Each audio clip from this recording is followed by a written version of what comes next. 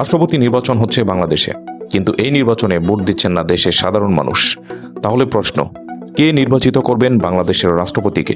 কতজন ভোট দিবেন? রাষ্ট্রপতির ক্ষমতা আসলে কতটা? আর আজকের এই নির্বাচনে মুখোমুখি কেন মির্জা ফখরুল ইসলাম আলমগীর ও কর্নেল অবসরপ্রাপ্ত অলি আহমদ? সবচেয়ে গুরুত্বপূর্ণ বিষয়, ৩৫ বছর পর বাংলাদেশের রাষ্ট্রপতি পদে সরাসরি প্রতিদ্বন্দ্বিতাপূর্ণ নির্বাচন হচ্ছে। আজকের ভিডিওতে খুব সহজ ভাষায় জানাবো পুরো বিষয়টি, থাকুন আমাদের সাথে। রাষ্ট্রপতি নির্বাচন হচ্ছে কিভাবে? বাংলাদেশের রাষ্ট্রপতি জনগণের সরাসরি ভোটে নির্বাচিত হন না। সংবিধানের ৪৮ অনুচ্ছেদ অনুযায়ী রাষ্ট্রপতিকে নির্বাচিত করেন জাতীয় সংসদ সদস্যরা।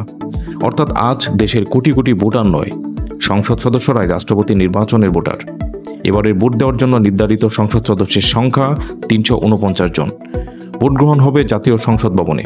নির্ধারিত সময়ের মধ্যে সংসদ সদস্যরা ব্যালটের মাধ্যমে তাদের পছন্দের প্রার্থীকে ভোট দেবেন। এবারের নির্বাচন কেন এত গুরুত্বপূর্ণ? রাষ্ট্রপতি পদে এবার প্রতিদ্বন্দ্বিতা করছেন দুজন। একদিকে বিএনপির মির্জা ফখরুল ইসলাম আলমগীর, অন্যদিকে ১১ দলীয় জোটের প্রার্থী কর্নেল অবসরপ্রাপ্ত অলি আহমদ। দুজনের মধ্যে যিনি সংসদ সদস্যের ভোটে সংখ্যাগরিষ্ঠতা অর্জন করবেন, তিনি বাংলাদেশের পরবর্তী রাষ্ট্রপতি হিসাবে নির্বাচিত হবেন।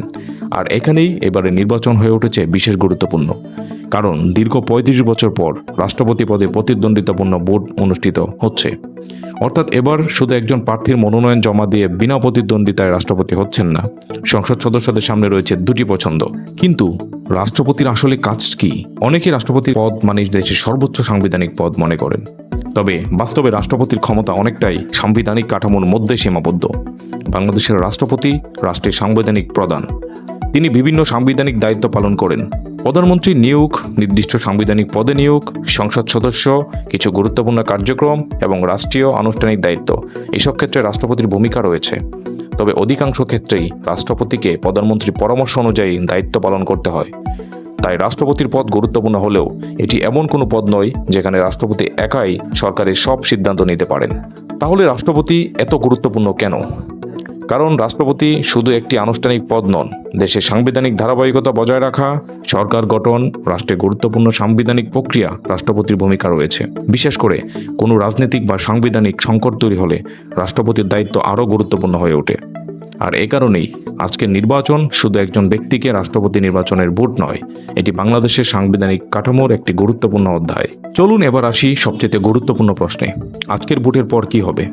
সংসদ সদস্যদের ভোট গণনার পর ফল ঘোষণা করা হবে। যিনি নির্বাচনে জয়ী হবেন তিনি রাষ্ট্রপতি হিসেবে দায়িত্ব গ্রহণের সাংবিধানিক প্রক্রিয়ায় যাবেন। এর মাধ্যমে শেষ হতে হবে ভারপ্রাপ্ত রাষ্ট্রপতির অধ্যায়।